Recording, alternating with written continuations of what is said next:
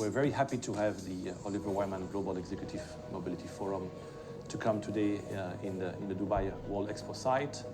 We had a great group of panelists, speakers, and experts coming and enlightening us of their various expertise and insight on the future of mobility. I think there's a lot of things that we need to be working on in mobility. I think supply chain is an issue. It's taking longer to get goods and services to the people.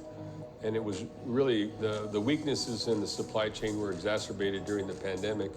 I think that our safety numbers are going up, our fatalities and injuries, for sure in the United States. With technology today, we should have a concerted effort over the next 12 months to really dive deep into those issues and try to figure out how do we leverage technology. If you look at smart infrastructure, this is where we play in. I think the next 12 months will be very important in having really the plans and really start executing on how to leverage existing assets and how to start adding in technologies and having a digital strategy to move from where we are today to where we want to be in the next 5 to 10 years. I think there's been a lot of talk over the last several years, and now what happened with COVID, we saw that our infrastructure is not really ready and it's not resilient. We learned a lot over the last 2 years, and I think from a mobility standpoint, something needs to happen in the short term. We start again with planning, but then after these 12 months, or within these 12 months, start executing on. When the governor announced shelter in place, like everybody in the Bay Area, I did work from home. I think this is what we were supposed to do. And of course, now that people are going back to work, we see different modes progressively installing themselves. Many companies in Silicon Valley are going to work 3 days a week.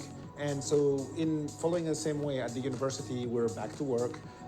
But people are more flexible with their work schedule. And in many ways, these are the trends that we see happening in the Bay Area. The other thing is that travel, whether it's for business or whether it's for social travel, now it's all digital. People use the virtual platforms to meet each other, and that is affecting a lot. One of the biggest thing which has happened is the countries who are relying on the expat populations, and because of long lockdowns, the expat populations, they move back to their countries and they're not returned back to where they were, right? And because of that, there is a shortage of labor, shortage of bus drivers, shortage of manpower, and not just the demand side, even the supply side is also struggling in the current time. So that's one of the challenges which mobility sector has to address.